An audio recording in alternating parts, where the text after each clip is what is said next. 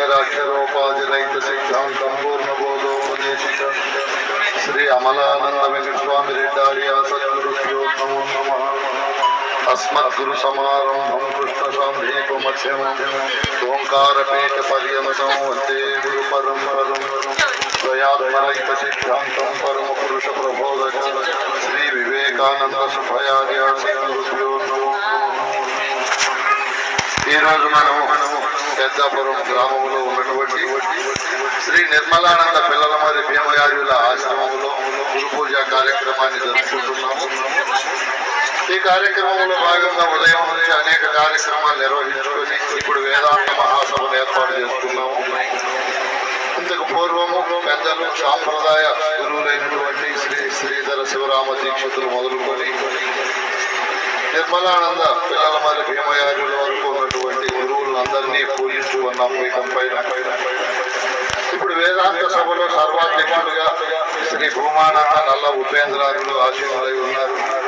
వారి దివ్యమైన పాద పద్మములకు నా ద్వాదశ శాస్త్రాంగ దండ ప్రణామములు చెప్పుకుంటూ ఇంకా వేదిక పైన ఎంతో మంది గురువులు వారి గురువులను సేవించి సర్వవ్యాపకమైన పరిపూర్ణాన్ని దర్శించి అందులో తోచినటువంటి ఎరుకను సమూలంగా విచారించి ఎరుక లేనిదని అశరీరులై అహంకారులై అనిమిషులై గురువాజ్ఞ ప్రకారం జీవిస్తూ తమను ఆశ్రయించిన వారికి ఫలాపేక్ష రహితంగా నిస్వార్థంగా ఇది ఒక గురుతర బాధ్యతగా భావించి పరిపూర్ణ బోధన వ్యాప్తి చేస్తున్నటువంటి గురువులందరికీ వారి వారి పాదపద్మములకు నా శిరసా ద్వాదశ శాస్త్రాంగ దండ ప్రణామములు చెప్పుకుంటూ ఇంకా గురువే దేవదేవుడు విశ్వేశ్వరుడు సర్వమంగళ స్వరూపుడు సృష్టిలో సృష్టి స్థితి లయాలకు కారణమైన మహనీయుడని చేస్తున్నటువంటి గురుభక్తాదులందరికీ కూడా సద్గురు కరుణా కటాక్షలు ఎప్పుడు ఉండాలని కోరుకుంటూ వారు ఇహపరాల్లో అద్భుతమైన సుఖశాంతులు అనుభవిస్తూ జీవించే చక్కటి మార్గాన్ని సద్గురు వారికి ప్రసాదించాలని మనసావాచ గురువును ప్రార్థిస్తూ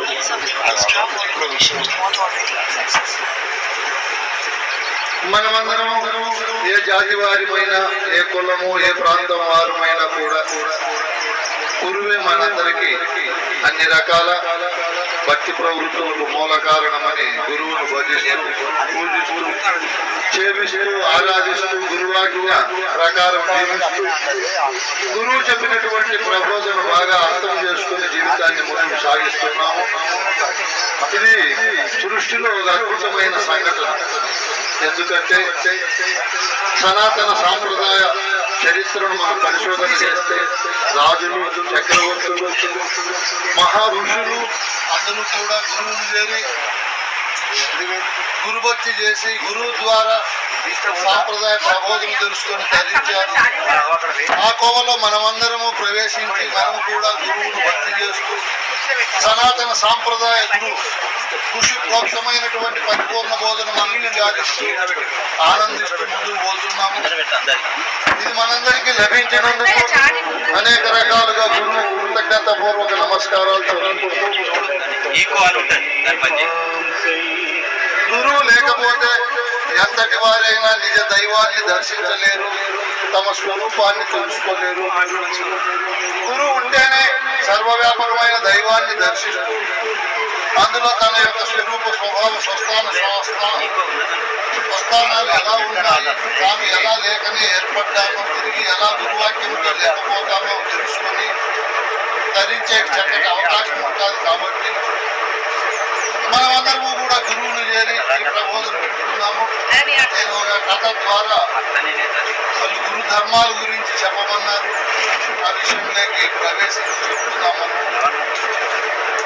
మామూలుగా ఒకతను దొంగతనమే కులవృత్తిగా భావించి దొంగతనాలు చేసుకొని జీవించేవాడు. ఒకరోజు ఎక్కడ దొంగతనాలు జరగక ఆ రోజు ఒక మంచి పౌర్ణమి రోజు ఈ విధంగా ఆశ్రమం దగ్గరికి వచ్చాడు. గురువుకి వీళ్ళంతా పూజ చేయడము దక్షిణలు ఇవ్వడము ఇవన్నీ గమనించాడు. ఇక్కడ ఏం జరుగుతూ ఉంది అని అడిగాడు. ఆ దొంగతనం చేశాడు. గురువు దగ్గర మేము గురువును పూజించి గురువు ద్వారా అనేక విషయాలు తెలుసుకుంటూ జీవితం చరితార్థకం చేసుకుంటున్నాము అని చెప్పారు. మీరంతా ఇక్కడ శాశ్వతంగా ఉంటారా అంటే మేము సాయంత్రం అయితే ఉండము, ఎక్కడో అక్కడ వెళ్ళిపోతాము, గురువు పత్తి ఇద్దరే ఉంటారు అని చెప్తారు పిల్లలు. వాళ్ళిద్దరే ఉంటే మనం ఏదో ఒక విధంగా ఆశ్రమంలో ఉంటే సంపదను దోపిడీ చేసుకుని పోవచ్చని. వాడు ఇక్కడ ఏం జరుగుతుందో చూస్తామని అక్కడ ఒక చెట్టు వెనుక దాంకొని గమనిస్తూ ఉంటాడు. పూజ అయింది, ప్రసాదాలు అయినాయి, వేదాంత సభను ఏర్పాటు చేశారు. ఏం చెప్తారు ఇక్కడ అని బాగా చెవులు పెద్దవి చేసుకొని కన్నులు చిన్నవి చేసుకొని వింటూ ఉంటాడు. మనకు వినాయకునికి చెవులు చాలా పెద్దవి పెట్టింటారు, కన్నులు చిన్నవి పెట్టింటారు. అంటే ఎక్కువ వినేది పెద్ద చెవులు చేసుకొని వినండి శ్రద్ధగా. దాన్ని చిన్న కన్ను జ్ఞాననేత్రముతో సూక్ష్మంగా ఆలోచన చేయండి అని అర్థం. మనం కూడా ఇట్లా గురువులు చెప్పే బోధన చాలా సూక్ష్మంగా ఆలోచన చేయాలి. చెవులు చాలా పెద్దవి చేసుకొని వినాలి. ఆ దొంగ వేరే ఆలోచన గాని వేరే విషయాలపై చింత గాని లేకుండా వింటున్నాడు. వేదాంత సభను ప్రారంభిస్తానే అధ్యక్షుడు పైకి తీసుకొని గురు బ్రహ్మ గురు విష్ణు గురుదేవో మహేశ్వర గురు సాక్షాత్ పరబ్రహ్మ తస్మై శ్రీ గురవే నమః అని ఫస్ట్ శ్లోకం చెప్పి దానికి అర్థం చెప్పాడు. గురువు అంటే అజ్ఞానం అనే చీకటిని పోగొట్టే జ్ఞాన స్వరూపుడు. గురువు కంటే పెద్ద వస్తువు లేదు, అన్ని చిన్న వస్తువులే లఘు వస్తువులు. గురువే పెద్ద వస్తువు. అంత పెద్ద గురువు అయిన మహనీయుడు సృష్టిని బ్రహ్మస్వరూపంగా సృష్టిస్తున్నాడు. ఆయనే మళ్ళీ విష్ణు రూపంగా పోషిస్తున్నాడు. ఆయనే మళ్ళీ లయకారుడే ఈ సృష్టిని లయం చేస్తున్నాడు. ఈ సృష్టికి సాక్షాత్ పరమాత్మ స్వరూపంగా ఆయనే ఉన్నాడు. ఈ సృష్టికి ఒకే సూర్యుడు ఒకే చంద్రుడు ఎలా ఉన్నారు, అలా గురువు కూడా ఒకే రూపములో ఒకే శక్తితో ఈ సృష్టిని నడిపిస్తూ సాక్షాత్ పరమాత్మ స్వరూపంగా ఉన్నాడు. గురువునే మనం భక్తి చేయాలి, పూజ చేయాలి, గురువునే స్మరించాలి. గురువును బ్రహ్మముగా భావిస్తే వాళ్ళ సాధర్మచారిని సరస్వతి అక్కడే ఉంటుంది. మన గురువులు శివరామ దీక్షితులు, భావత కృష్ణ ప్రభువులు, పరశురామ నరసింహ స్వామి గారు, పిల్లలు మరి భీమయారీలు వీళ్ళేం పెద్ద చదువులు చదివింద, ఎక్కువ భాషలు కూడా రావు. వీళ్ళు గురువును బ్రహ్మముగా భావించడం వల్ల వాళ్ళ దగ్గర సరస్వతి ఆగిపోయింది, ఎక్కడ ప్రయాణించారు. శివరామ దీక్షితులు కృష్ణ ప్రభువులు రచించే గ్రంథాలు డబల్ డిగ్రీలు పిహెచ్డి చేసిన వాళ్ళు కూడా అర్థం చేసుకోలేదు. ఎందుకు వాళ్ళ దగ్గర అంత విజ్ఞానము అంత అద్భుతమైన విద్యా సంపద ఉంది? కారణము ఏమ కారణము శ్రద్ధగా చెప్పాల మళ్ళీ. ఏం కారణం అంటే గురువును బ్రహ్మముగా భావించారు. బ్రహ్మదేవుని భార్య ఎవరు? సరస్వమ్మ. వాళ్ళు ఎట్టి పరిస్థితుల్లో విడాకులు తీసుకోరు, ఎప్పుడు కలిసిమెలిసే ఉంటారు. మనం గురువును బ్రహ్మస్వరూపంగా భావిస్తే సరస్వతి అక్కడే ఆగిపోతుంది. అదే సమయంలో గురువును విష్ణువుగా భావించాలి. విష్ణువుగా భావించినప్పుడు విష్ణువు సాధర్మచారిని ఎవరు? వాళ్ళు ఎప్పుడు పోట్లాడుకోరు, సంపద కూడా అక్కడ ఆగిపోతారు. గురువును బ్రహ్మముగా విష్ణువుగా ఎవరైతే భావిస్తారో త్రికరణ శుద్ధిగా అక్కడ సరస్వతం ఉంటుంది, అక్కడ లక్ష్మీదేవి ఉంటుంది. అంటే గురువును శివునిగా భావించినప్పుడు అక్కడ పార్వతమ్మ కూడా ఉంటుంది. పార్వతమ్మ ఉండే చోట ఎట్టి పరిస్థితుల్లో అనారోగ్యం ఉండదు, ఏ విధమైన గుండు దుఃఖము కష్టము నష్టము ఏమీ ఉండవు. ఆమె సౌభాగ్యానికి చిహ్నము పార్వతి. గురువును మనం పరమేశ్వరునిగా భావించాలి.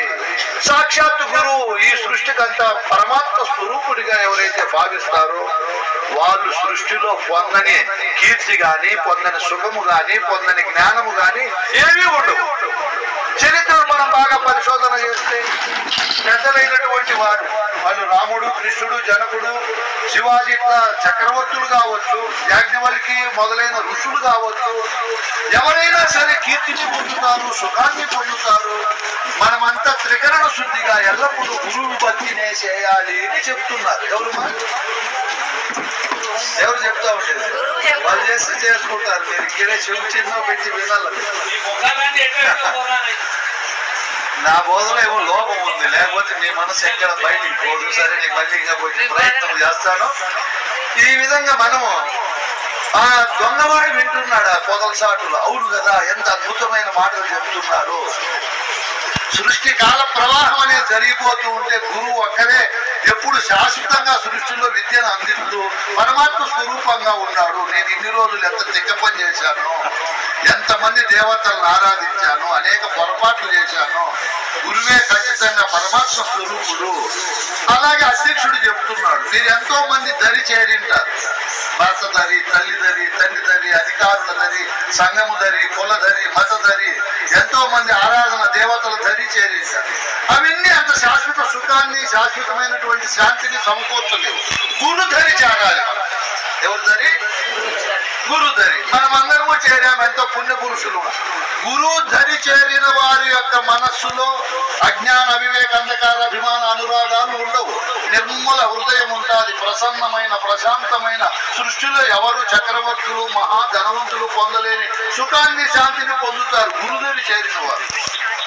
వాడి ఇన్ని రోజులు నేను దొంగతనం అనే దరిలో ఉంటేనే ఎంత పొరపాటు చేశాను, గురు దరి చాడకపోయినానే, వయసు అంతా అయిపోయించుకున్నానే, ఏం అద్భుతమైన మాటలు చెప్తున్నారు అని వానిలో ఈ బోధ వినే కొద్దీ ముందున్నటువంటి అజ్ఞానం ఫటాపంచలైతావు. ఎక్కువ సార్లు మనం కూడా చెప్పించుకోకూడదు. మనిషి కారణంగా ఒక మాట, పశువు కారణంగా ఒక దెబ్బ అన్నారు. మనం గురుపుత్రుడు ఒక మాట చెప్తానే హృదయంలో పడుకున్నా, లేచినా, కూర్చున్నా ఎప్పుడు గురుమంత్రమే అనుకోవాలి. ఏమ్మా మన గురుమంత్రము? అది గురు శ్లోకము, మంత్రము. మూలము లేని గుర్తు ఎదిగే శరీరము ఏమీ లేదు, ఏమీ లేదు. నేను లేని వాడనని ఆనందంగా, నిర్మలంగా నా భాగ్యమే భాగ్యమని ఎప్పుడు ఎంతో ఆనందంగా ఉండాలి. భక్త రామదాసు, కంచర్ల గోపన్న ముందు పేరు. ఆయన ఉండే ప్రదేశానికి కబీర్ దాస్ వస్తాడు. వచ్చి ఆయన చూసి తను నాకు రామతారక మంత్రం ఉపదేశించమంటాడు.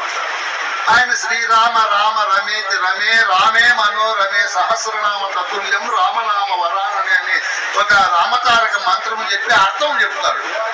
వెంటనే ఈయన ఎంతో ఆనందపడిపోతాడు. ఆహా, ధన్యుడనైతుంది, ఆ రామతారక మంత్రంతో నా జీవితం చరితార్థమయ్యిందని ఇంకా కనుమూసినా కనుదెలిసినా రామతారక మంత్రమే ఆయన. అంత గొప్ప అద్భుతమైన తత్వములు ఆయన. ఇంకా నా జీవితమే ఎంత చెప్పలేనంత కృష్ణప్రభువులు చెప్పుకున్నట్లు ఏమని నుడువుదు నా భాగ్యమని అంత స్థితిలో ఉండిపోతాడు. నేను ఇంక పోయేస్తాను ఆయన అని వారం తరువాత గురువు బయలుదేరతాడు. స్వామి మీరు ఇంత బోధ చెప్పి అలా వెళ్ళిపోతే ఎలా, మీ గురుదక్షిణ ఇస్తానంటాడు. ఎవరు? కబీర్ దాస్ కాదు, ఆయన గురువు, ఆయన శిష్యుడు కంచర్ల గోపాల్. నాకెందుకు అయ్యా గురుదక్షిణ, నువ్వు డబ్బు ఇచ్చినా నేను దాచుకొని దానిపైనే మనసు పెట్టుకోవాలి, ఏదైనా బంగారు ఇచ్చినా దాచుకోవాలి, నేను నా స్థితిలో ఉండలేను, నాకు వద్దంటాడు. ఇప్పుడు గురువు అంటే ఎట్లున్నాడు? నేను డబ్బు ఇచ్చినా వద్దంటాడు, బంగారు ఇచ్చినా వద్దంటాడు, డబ్బు మంది నీకు రాసిస్తానన్నా నాకు వద్దప్ప అంటాడు, ఆశ్రయం కట్టిస్తానన్నా నాకు వద్దంటాడు. ఏదో ఒకటి గురుదక్షిణ నేను ఇవ్వాలని ఇతను అంటాడు. అయితే నీ కొడుకు నువ్వు నాకు అంటాడు. ఆయన కొడుకు పేరు రఘురాము. చూడు ఎట్లా పేర్లు పెట్టారు మన పిల్లల మరి దేవయారులు. ఆయన కొడుకులకు కూతుర్లకు సాంప్రదాయ ప్రబోధంలో ఉండే పేర్లన్నీ పెట్టాడు. ఆయన పేరు ఆయన నుంచి ఆయన నా సేవకుంటాను నీ కొడుకు నువ్వు అంటే ఎంతో ఆనందంగా ఇచ్చేస్తాడు. కొడుకు దక్షిణగా ఒకటే కొడుకు నాయన, నీకెంత హక్కు ఉంటుందో నీ భార్యకు అంత హక్కు ఉంటుంది. ఆమె మాట కూడా వినాలి కదా, ఆమె కూడా నాకు ఇస్తే దక్షిణగా నేను తీసుకుపోతాను అంటాడు. ఆమె పేరు కమల. ఇటురా కమల అని ఆ కంచర్ల గోపన్న పిలిచి ఇలా నేను మన కుమారుడు దక్షిణగా ఇచ్చినాను అంటాడు. ఆయన ఎంతో ఆనందపడి అంతకంటే ఏముంది స్వామి, ఆయనకు దక్షిణగా ఇవ్వడం, గురు సన్నిధానంలో మన కుమారుడు ఉండడము చరితార్థం అవుతుంది. గురు దరిలో ఉండడం. ఎవరు దరిలో?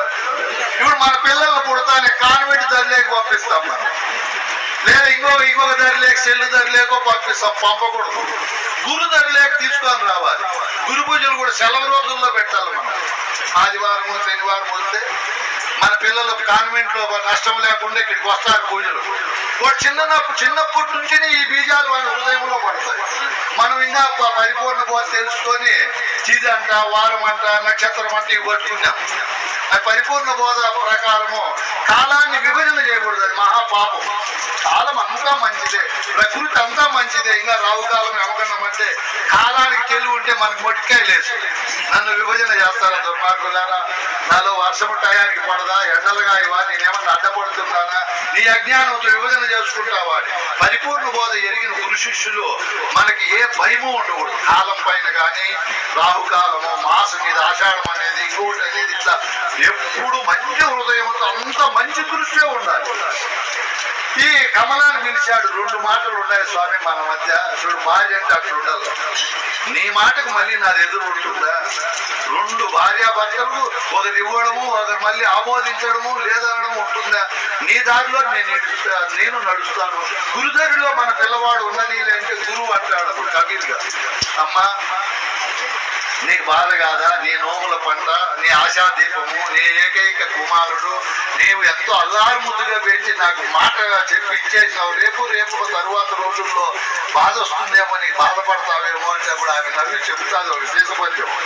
మునినాథ రాముండు నన్ను కన్న నా తండ్రి, కంజాక్షి జానకి నా కన్న తల్లి, పూర్ణ సుజ్ఞానమే పుత్రుడు, భవవిరక్తి అయి భర్త అయి భాషిండు, శాంత గుణోపేత సాధులు మిత్రులు, హరినామ కీర్తన పరులు ఆత్మపరులు, ఇట్టి జీవ సంరక్షకులున్న చోటు నేనుండి పలుమారు సుతుడను వెతలు చెంద పరమ పదవెట్లు చేకూరునో ఓ యతీంద్ర అంట. అసలు ఎంత గొప్ప భావమో ఆయమ్మకి. నా భర్త ఎవరు? మునినాథ రాముండు నన్ను కన్న నా తండ్రి. నా తండ్రి ఎవరు? ఇప్పుడు మన దేహంలోనే రాముడు ఉంటాడు. ఇత రమించి భ్రమించి ఎవరు సంకల్ప వికల్పాలకు ఏ వస్తువు అయితే ప్రధానంగా ఉంటాదో అదే రామ అని. సీతమ్మ అంటే ఈ దేహమే ప్రకృతి. బయట కథ రామాయణంలో వాల్మీకి దూరంగా రాశాడు మాటలు. గురు సన్నిధానంలో మనం ఆధ్యాత్మిక రామాయణాన్ని బాగా విచారించినప్పుడు రాముడు అంటే నేనే, సీత అంటే నా దేహమే సీత. ఆ కమలాకది చిన్నప్పటి నుంచి వాళ్ళ తల్లిదండ్రుల మధ్య ఆధ్యాత్మిక రామాయణం, ఆధ్యాత్మిక భాగవతము, భారతము వినడం వల్ల అద్భుతమైన ఆలోచన, అద్భుతమైన స్థితి కలిగింది. కంజాక్షి జానకి నా కన్న తల్లి, నా తల్లి తండ్రి మీరు కన్నపద్యాలు లేకపోతే కృష్ణ ప్రభువులు కూడా చెప్తాడు. ఈ మేన్ అనే దేహానికి నేననే అతనే తండ్రి, ఈ మేనే తల్లి. ఈ తల్లి తండ్రి 2 కలిసినప్పుడు జ్ఞానం అనే సుపుత్రుడు పుడతాడు. అది ఎరిగిండే తల్లి కాబట్టి ఆమె పూర్ణ సుజ్ఞానమే నాకు పుత్రుడు, నీకు ఇచ్చినానే ఆయన జడమైన కుమారుడు. ఎవరు నాకు పుత్రుడు? ఎవరమ్మా? పూర్ణ సుజ్ఞానం. ఇప్పుడు మనకు 10 మంది కుమారులు ఉన్నా రక్షించలేరు, మనకు కాపాడలేరు, మనకేం సేవ చేసి తృప్తిపరచలేరు. ఇప్పుడు మనకి ఏ పుత్రుడు పుట్టాలి? గురువు దగ్గరికి వచ్చాము. గురు బోధ అనే పుత్రుడు పుట్టి బాగా పెరిగి విశాల వృక్షంగా మారాలి. ఇప్పుడు మనం ఎంతో గురువు దగ్గర చేరాము, ఎన్నో రోజులైంది. మీకు మైకి ఇచ్చి చెప్పమంటే ఒక 20-30 సబ్జెక్టులు చెప్పారు. కందార్థాలు, కందపద్యాలు, భద్రాది రామశతకము మైకి తీసుకుంటే లోపల నుంచి ఆ ధార అద్భుతంగా బయటికి వస్తానే ఉండదు. ఎందుకు మనకు రాలేదు? ఈ పుత్రుడిని పెంచుకోవాలి. గురువు దగ్గర ఏమో చేరినాము, ఏ పుత్రుడిని పెంచుకోవాలా? సుజ్ఞానం అనే పుత్రుడిని డెవలప్ చేసుకోవాలి. ఆ పుత్రుడు ఎవరికైతే బాగా ప్రకాశించి అద్భుతంగా వికసిస్తాడో వారికి ఏ నరకము ఏ బాధ ఉండదు. వారికి నిర్మల హృదయం కలుగుతుంది. ఆ బయట కర్మపుత్రుడు కొట్టినా తిట్టినా ఒకవేళ భోజనం పెట్టినా పెట్టకపోయినా ఇతను చెల్లించడు, అంత స్థితి కలుగుతుంది. ఆ విధంగా నాకు నాయన భవ విరక్తియే భర్త అయి భాషను. ఎవరు నాకు భర్త? భవము అంటే పుట్టుక. భవం అంటే ఏమర్థము? చనిపోయిన తరువాత కాదు పుట్టుక. భాగవత కృష్ణ ప్రభువులు కూడా కందార్థాల్లో చెప్తాడు. నేను చెప్పే బోధ ఎవరైతే వింటారో వారికి జనన మరణములనే భ్రాంతి తొలగిపోతాది అంటాడు. మామూలుగా మనమేమనుకుంటాం, ఈ పరిపూర్ణ బోధ వింటే చనిపోయిన తర్వాత మళ్ళీ పుట్టము అని అనుకుంటాం. తప్పు అది. ఇక్కడేమన్నాడు ఆయన? ఈ బోధ వింటే నీకు మరణము జననము అనడు, జననము మరణం అంటాడు. ఈ పరిపూర్ణ బోధ ఎవరైతే వింటారో వాళ్లకు భావజన్మ ఉండనే ఉండదు. వృద్ధుని నిద్ర లేస్తానే మామూలుగా ఎన్నో భావజన్మలు వస్తాయి. రాత్రి పడుకునే వరకు మనకు కుక్క జన్మ వస్తుంది, పిల్లి జన్మ వస్తుంది, పాము జన్మ వస్తుంది, నక్క జన్మ వస్తుంది, దొంగ జన్మ వస్తుంది, కంసుడు, కీచుకుడు, దుర్యోధనుడు ఇట్లా జన్మలు వస్తాయి. ఎన్నెన్నో వచ్చి రాత్రి 9:30-10 అయ్యాలకు మనం ఇంకా జన్మలు ఎత్తలేక నిద్రపోతాం. ఈ పరిపూర్ణ బోధ గురువు ద్వారా ఎవరైతే విని అర్థం చేసుకుంటారో వారికి భావజన్మలే ఉండవు. వాడు నిద్రపోయినా ఒకే అవస్థ, మేలుకున్నా ఒకే స్థితిలో ఉంటాడు. ఇప్పుడు తూష్ణీ భావ దృష్టిలో ఉంటాడు. పరిపూర్ణ బోధ ఎరిగిన మహనీయుడు సద్యోజాత ముక్తిని పొందుతాడు. ఏ ముక్తిని? సాలోక్య, సామీప్య, సారూప్య, సాయుధ్య, సాస్తిత్వ, విదేహ, కైవల్య, జీవన్ముక్తులని ఈ 7 ముక్తులు ప్రసాదిస్తాయి మిగతా బోధలు. పరిపూర్ణ బోధ ఇది సద్యోజాత ముక్తిని కలిగిస్తుంది. మనం సద్యోజాత ముక్తి అంటే ఎప్పుడు నీరు తాగితే అప్పుడు తప్పి తీరిపోతుంది, ఎప్పుడు అన్నం తింటే అప్పుడే ఆకలి పోతుంది, ఎప్పుడు మందు తింటే అప్పుడే రోగం పోతుంది, ఎప్పుడు డబ్బు వస్తే అప్పుడే దరిద్రం పోతుంది. అంటే ఈ బోధ ఎప్పుడు అర్థమైతే అప్పుడే మన దేహంలో ఉండే అజ్ఞానం, అవివేకం, అంధకారము, అభిమాన అనురాగాలనే అజ్ఞాన కారణమైనటువంటి ఆ జడమైనటువంటి అవిద్యా స్వరూపము దూరం అయిపోతాయి. ఈ బోధ అంత ఘనమైన ఫలితాన్ని ఇస్తుంది. ఎప్పుడు వింటే అప్పుడే ఫలితం ఇస్తుంది, అంత గొప్పది. దీన్ని పెంచి పెద్ద చేసుకొని ఎవరైతే వృత్తిలో పెట్టుకుంటారో ఈ సుజ్ఞానం అనే పుత్రుడు భవరోగాన్ని పోగొడతాడు, తిరిగి పుట్టకుండా ఇప్పుడే చేస్తాడు. పరిపూర్ణ బోధ అర్థమైన వాళ్ళకి ఇంకా భ్రాంతే పుట్టదమ్మా. ఏ దానిపైన భావం పుట్టనే పుట్టదు, అంత సర్వజ్ఞత్వాన్ని స్థితిని కలిగిస్తాడు. ఆ మాటలు విని కబీరు గురువు గారు ఆటి పాదాలపై పడతాడు. తల్లి, నాకు తెలియని అద్భుతమైన బోధ చెప్పావు, ఇదిగో ఈ పిల్లవాడిని నీకు మళ్ళీ గురుదక్షిణగా ఇస్తానని ఇచ్చేస్తాడు. చూడు ఎంత గొప్ప ధర్మాలు ఉన్నాయన్న. మళ్ళా ఏ 3వ తరగతి కూడా చదివింటాడు. గురు చదువు అంత పవరైంది.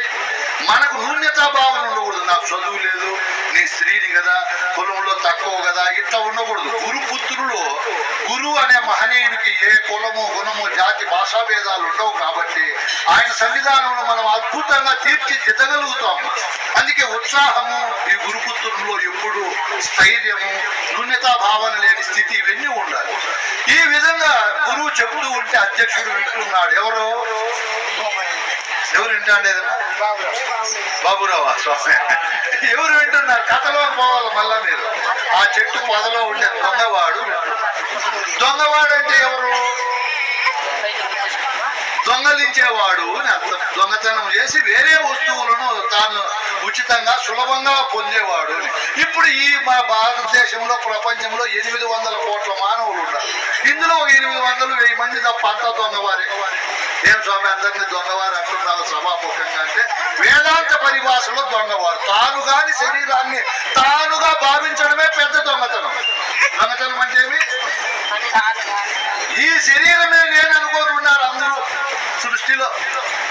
శరీరాన్ని నడిపే క్షేత్రజ్ఞుడైన పరమాత్మ నేనని ఎంతటి వారికి తెలియదు. గురుధరి రాకపోతే, గురుధరిలోకి వచ్చినప్పుడు నాయన శరీరాన్ని నడిపే ప్రాణము, దాన్ని గమనించే మనస్సు, బుద్ధి నువ్వు కాదురా, వీటికి అతీతమైన పరమాత్మ స్వరూపము నీవు అని గురువు మనకు త్రివిధ దీక్షల ద్వారా చెప్తాడు. అప్పుడు నిజమైనటువంటి సత్యవాదులం అవుతాము, యథార్థులం అవుతాము. ఇది తెలియకపోతే అందరికీ ఏం పేరు? వాడు వింటున్నాడు ఆ చెట్లు. అవును, అందరూ దొంగలే, నేను ఇంతవరకు దొంగ అనుకుంటా ఉంటే. శరీరాత్మ బుద్ధితో, దేహాత్మ బుద్ధితో జీవించే వాళ్ళందరూ దొంగవారే. ఇంకా అధ్యక్షుడు అయిపోయి 10-15 నిమిషాలు అయిపోయింది. ఉపాధ్యక్షుడు వచ్చినాడు.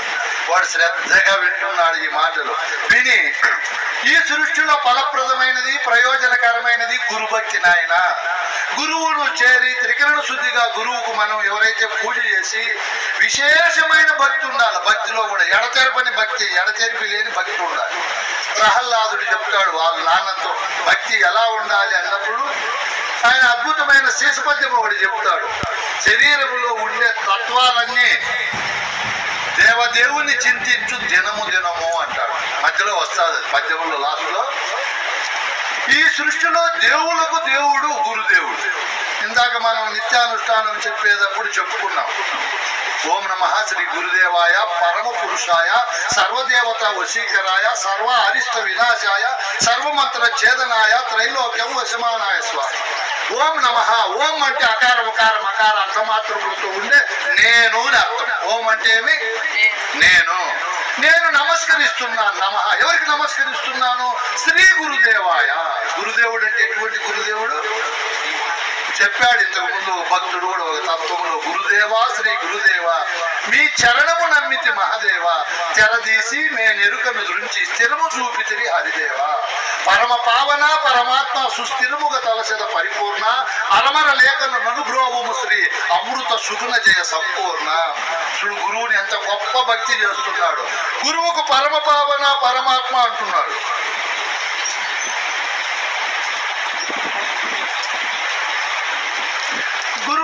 గురువు ఎవరు? రాముడు పతిత పావనుడు. రాముడు ఎటువంటి మహనీయుడు? పతిత అంటే చెడిపోయినటువంటి స్త్రీని పావన స్వరూపంగా మార్చే సత్తా రాముడు ఉంది. గురువుకి ఏం సత్తా ఉంది?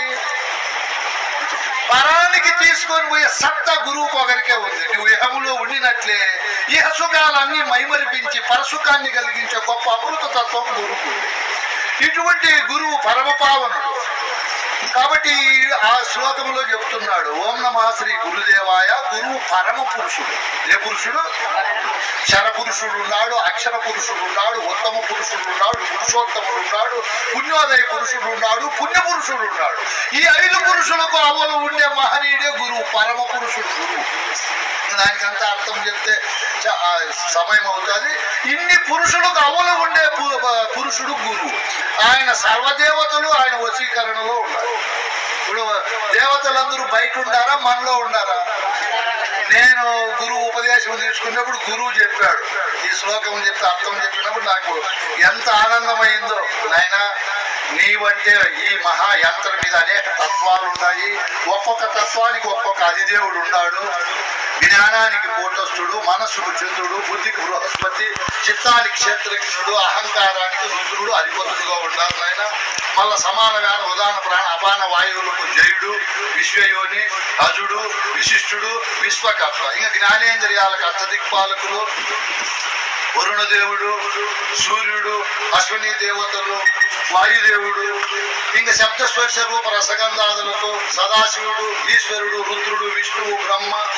ఆ తరువాత వాకుకు బ్రహ్మ, పానికి ఇంద్రుడు, పాదములకు ఉపేంద్రుడు, చతురాననుడు, మృత్యువు, వీళ్ళందరూ నీలోనే ఉండాలని గురువు సాంఖ్యం చెప్పినప్పుడు ఎంత ఆనందమైందో. నాకే ఉండాలా? ఈ దేవతలంతా సృష్టిలో అందరికీ ఉండాలి. నన్ను నాకు అధిపతులుగా ఉండే దేవతలు అందరిలో ఉన్నారు.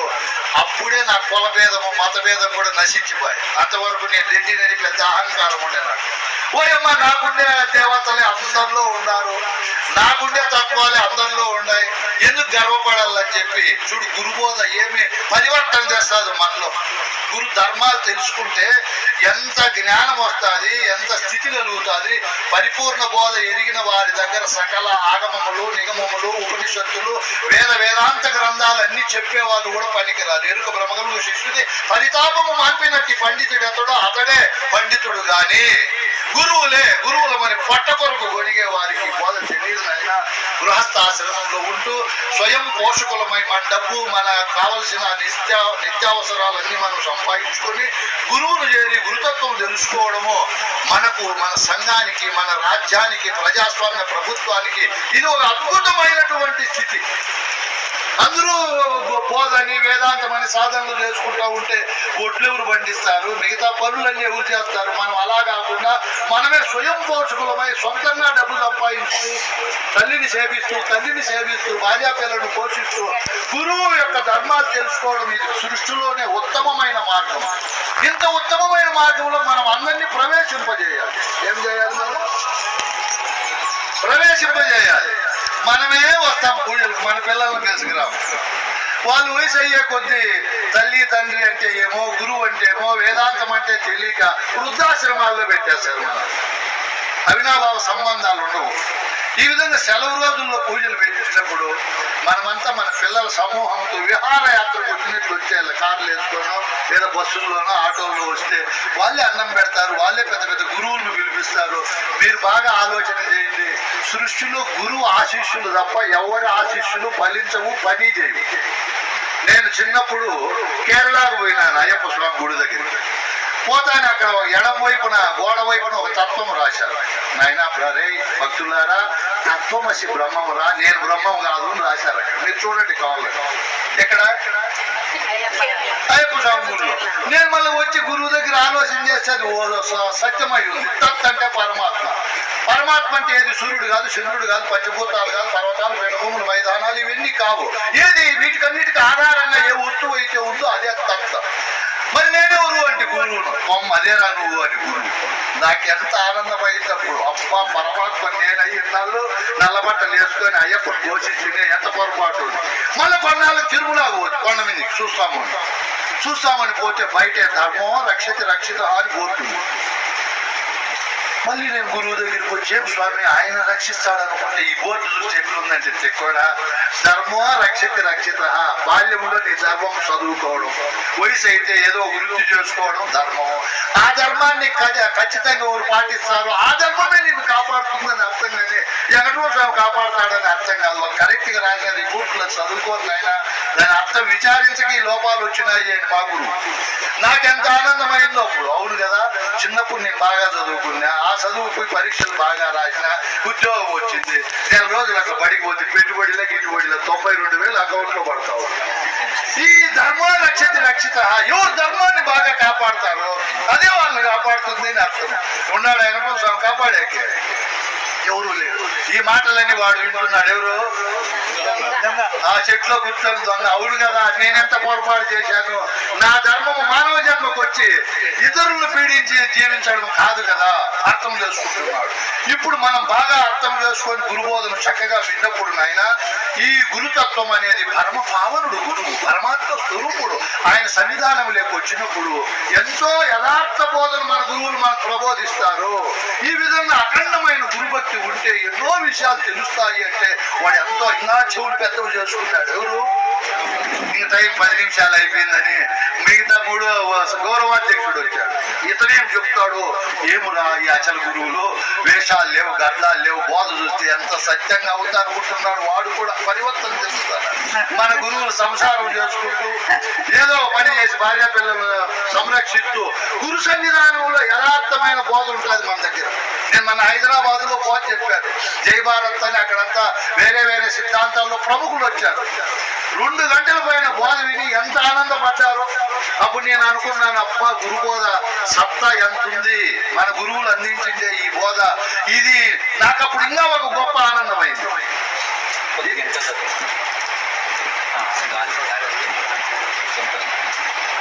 నేను బోధ చెప్పేటప్పుడు వాటన్నింటిపైన మనసు పెట్టను. నాకేనా వేడి ఉండేది, అందరికీ ఉంటుంది కదా. బ్రహ్మ విద్యను నేను విభాషించేటప్పుడు గురువు నాకు సాధన చతుష్టయ సంపదలని 4 ప్రబోధించాడు. బట్టి కొట్టకుండా నేనేం చేశాడు, మనసు పెట్టాడు. పెట్టినప్పుడు సమాధి సత్కమ సంపత్తుల్లో తితీక్ష అని ఒక సంపద ఉంటుంది. ఏ సంపద? తితీక్ష. ఊరికే నేర్చుకొని మర్చిపోయేది కాదు. నేను అట్లా చేయను. ఓయమ్మ కాలయాపన కర్మ ఎందుకని తితీక్ష ఉండాల. బ్రహ్మానంద రెడ్డి కష్టము రావచ్చు, నష్టము రావచ్చు, మానవమానాలు జరగచ్చు, శీతోష్ణము చల్లగుండొచ్చు, వేడి ఉండొచ్చు, ఓ పూట భోజనం దొరకచ్చు, దొరకపోవచ్చు. అప్పుడల్లా తగ్గిపోకూడదు, ఎక్కిపోకూడదు నీ భావన.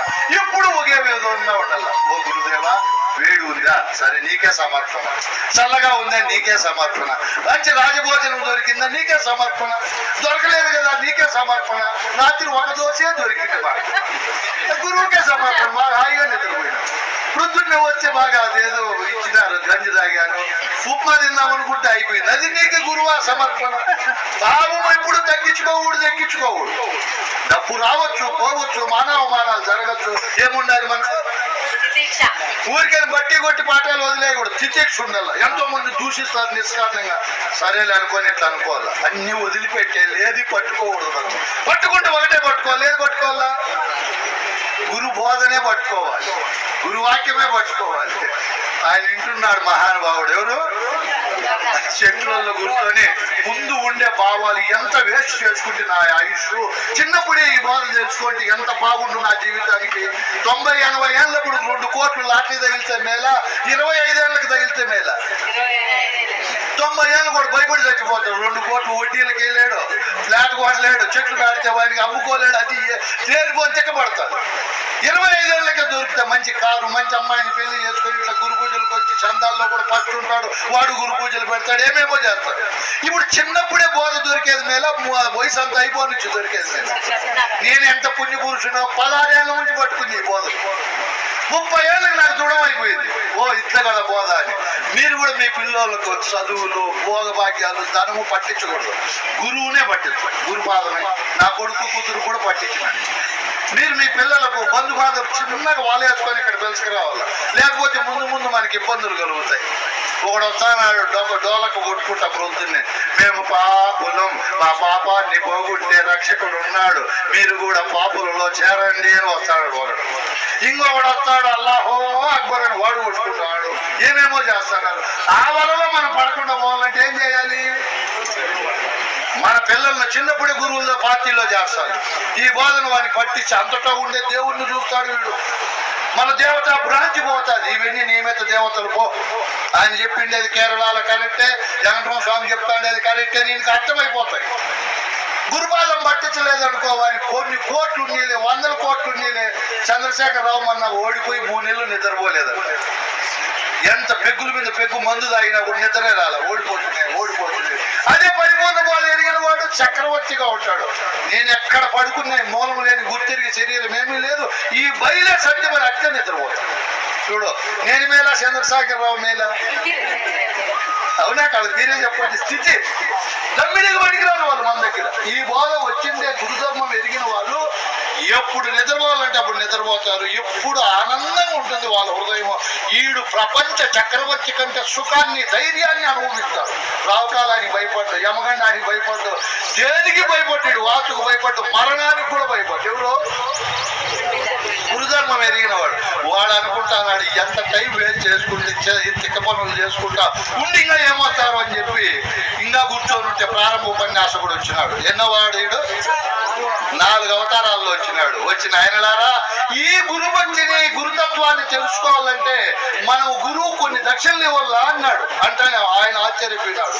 బంగారు ఇవ్వలనో, ఎండి ఇవ్వలనో, వజ్రాలు ఇవ్వలో. ఈయన చెబుతున్నాడు గురువుకి అవన్నీ అవసరం లేదా ఆయన కనువన ధనములు గురువులకు వినయమున దారవోచి వ్యక్త గురునిచే అనువైన బోధ వలసిన గణపతి మంత్రులకు సాటి గలరా ఈ భూమిని లోకులు రొక్క వలదా చౌలమిని తాను ఇతరులు నేను అనక నిండిన దాన్ని కనుగొని, తానే అనకను నిండిన దానిని కనుగొని తాను నేను అని ఎరుకను వదిలి ఉండేవానికి సృష్టిలో ఎవరు సమానం కాదు అని చెప్పాడు. గురువుకి ఏమి ఇవ్వాలంటున్నాడు ఇతను? తనువు, మనస్సు, ప్రాణము, ధనము. ఇవి విలువైనవా విలువలేనివా? ఇవి విలువైనవి అమ్మాయి. ఇవి ఆయనకి ఇంకా విలువతోనే ఉంటాయి. విచారించినప్పుడు వీటికి విలువ ఉండదు. శరీరమా 9 రంధ్రాలతో ఏకస్తంభ శిలాపట్టముగా ఉండి అనేక రకాలైనటువంటి తత్వాలతో ఇది ఒక యంత్రంగా పనిచేస్తుంది. అన్నిటికీ గ్యారెంటీ ఉంది. ఈ యంత్రానికి గ్యారెంటీ ఇస్తారా? కొన్ని వాళ్ళ అమ్మ వాళ్ళ ఆయన సృష్టించినారు, వాళ్ళని అడిగితే అన్నిటికీ ఇస్తారు. ప్లాస్టిక్ బొమ్మలకు, ఈ బల్బులకు అన్నిటికీ ఇస్తారు. కార్లకు, దేహానికి ఎవరు గ్యారెంటీ? ఇది అనిత్యం, అసత్యమైన వస్తువు. కాబట్టి నాయన ఇది పనికిరానిది, ఇది శరీరము. దీన్ని గురువుకు దక్షిణగా ఇచ్చినమ్మ. ఇక తర్వాత ప్రాణాన్ని ఇచ్చాం. ఇది నీటి మీద బుగ్గ, ఒక ఉరుము, ఒక మెరుగు వంటిది, పండుటాకు వంటిది. ఎప్పుడు ఉంటుంది ఎప్పుడు పోతుంది చెప్పలేము. ఇంకా మనస్సు అంటావా? మన మనస్సు గొప్పదా పరమ అపవిత్రమైందా? గురువు దగ్గరికి రాకపోవడం మన మనసులో అన్ని లగేజ్ పరికరాలు పెట్టుకున్నాం. డొక్కు అన్ని ఈర్ష్య, ద్వేషము, డబ్బము, అసూయ, అజ్ఞానము, కులము, మతము, జాతి, వర్గము, భాషా భేదాలతో ఎంతెంతో పెట్టుకున్నాం. గురువుకు వచ్చిన తిప్పలు అవి తీసేసేకే తిప్పలు. గురువు ఆ లగేజ్ని అంతా తీసేసి దాన్ని ఖాళీ చేసి దేన్ని చూడు ఎంత పెట్టుకున్నది. కొన్ని కనపడుతుంది, అది దేహం కనపడుతుంది, ప్రాణము తెలియబడుతుంది, మనస్సు అనేది ఒక వస్తువుగా కనపడుతుంది. ఆ సృష్టిలోనే పెద్ద కోశం. అది ఏ కోశము? అది 2 ముందు ఉన్నాయి దాని కోశాలు, అన్నమయ ప్రాణమయ. వెనుక 2 ఉన్నాయి, విజ్ఞానమయ ఆనందమయ. మధ్యలో ఉంది మనోమయ కోశం. అది ఎండదు నిండదు పండదు, ఎంత అయినా పడతారు. నిండిపోయాడు కాబట్టి సీరియల్ చూడలేదు, అది చూడండి వాడు. చెల్లులు చూడలేదు, నిండనే నిండదు. ఇంకా ఎప్పుడు ఆకలితోనే ఉంటుంది మనసు. అట్లా మనస్సును ఖాళీ చేసి గురువు పరమ పవిత్రంగా పెట్టేకి ఈ తిప్పలన్నీ పడి గురువు నాయన నీ పాడు మనస్సుతో ఎన్నో ఇంకా 1 జన్మములు ఎత్తి 100 దుఃఖములు అనుభవించావు. ఇప్పుడు సంసారము, దేహము, భార్య, పిల్లలని గొలిగి ఎన్నో కష్టాలు పడ్డావు. ఇక నుంచి గొనగదు తండ్రి నువ్వు. అవన్నీ మనసులో తీసేసుకో. ఇదిగో నేను చెప్పే వాక్యం పెట్టుకో, బోధన పెట్టుకో, దీన్ని డెవలప్ చేసుకో. మన మనసు అంతా ఓతప్రోతంగా బోధతో నిండిపోవాలి. ఎంతో అయితే ఇక్కడ కూడా కొన్ని సిటికులు ఉన్నాయి. ఈ బోధలోకి వచ్చినా కూడా ఇక్కడ మళ్ళీ ఈర్ష్య ద్వేషాలు ప్రారంభమవుతాయి. గురువు దగ్గర నేను 10 మార్కులు తెచ్చుకోవాలా, గురువు దృష్టిలో నేను బాగా పడాలా, మళ్ళీ అధికారం తెచ్చుకొని ఆశ్రమం అంతా నా పెత్తనంలోనే ఉండాలా అని లేనిపోయివన్నీ వచ్చి చేరతాయి మనసులో. అప్పుడు కూడా మనం ధైర్యంగా నిర్మలంగా వద్దు నాకు అవన్నీ.